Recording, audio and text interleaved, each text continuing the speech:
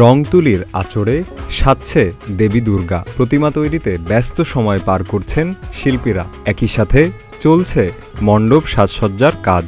আগামী ৯ অক্টোবর ষষ্ঠী পূজার মধ্য দিয়ে শুরু হচ্ছে সনাতন ধর্মাবলম্বীদের প্রধান ধর্মীয় উৎসব শারদীয় দুর্গাপূজা।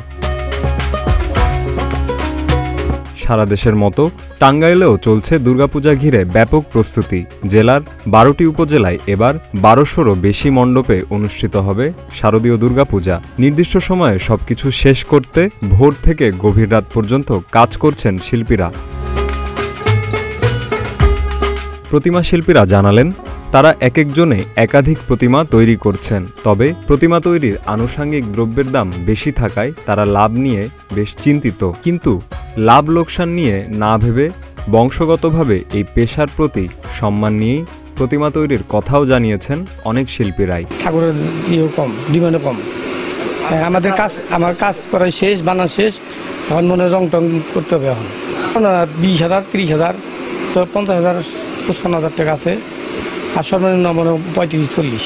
আমাদের তো আর এরকম আর্থিক অবস্থা এরকম তেমন নেই, জায়গারও প্রয়োজন আছে। এগুলা করবে গেলে জায়গার দরকার আছে।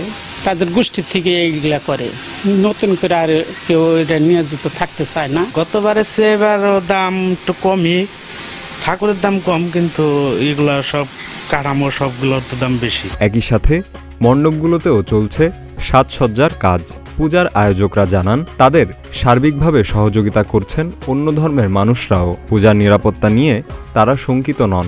সাম্প্রদায়িক সম্প্রীতির মধ্য দিয়ে এবারও উৎসবমুখর পরিবেশে শারদীয় দুর্গোৎসব উদযাপিত হবে বলে তারা আশাবাদী। টাকরাইল সার্বজনীন দুর্গাপূজা উদযাপন কমিটি মুন্সিবাড়ি পূজা মণ্ডপের উদ্যোগে এ পর্যন্ত আমরা কোনো বিঘ্ন ঘটে নাই।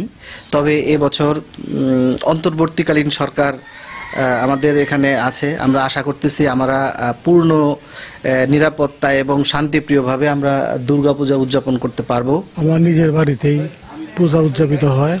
প্রতি বছরই মহাসমারোহে সুন্দরভাবে পূজা উদযাপিত হয় এবং এখানে হিন্দু মুসলমান সকলেই সার্বিকভাবে আমাদের পূজায় সহযোগিতা করে। এদিকে পূজার সার্বিক নিরাপত্তা নিশ্চিতে বিশেষ পরিকল্পনা নেওয়া হয়েছে বলে জানান জেলার পুলিশ কর্মকর্তা। শারদীয় দুর্গাপূজা ২০২৪ উপলক্ষে টাঙ্গাইল জেলা আসলে আমরা বিভিন্ন পদক্ষেপ হাতে নিয়েছি। প্রথমত আমরা একটা পুলিশ সুপার এই যে অফিসে আমরা একটা কন্ট্রোল রুম করতে যাচ্ছি।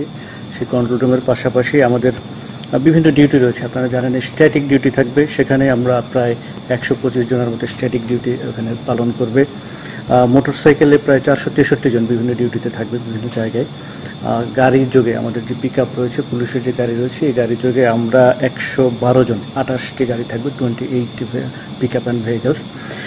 আর প্রতিমা বিসর্জন ডিউটিতে আমরা আলাদাভাবে ডিউটি রেখেছি, তাও প্রায় ১২৫ জনের মতো ডিউটি। বিজয়া দশমীতে প্রতিমা বিসর্জনের মাধ্যমে শান্তিপূর্ণভাবে শেষ হবে শারদীয় দুর্গোৎসব, এমনটি প্রত্যাশা সকলের।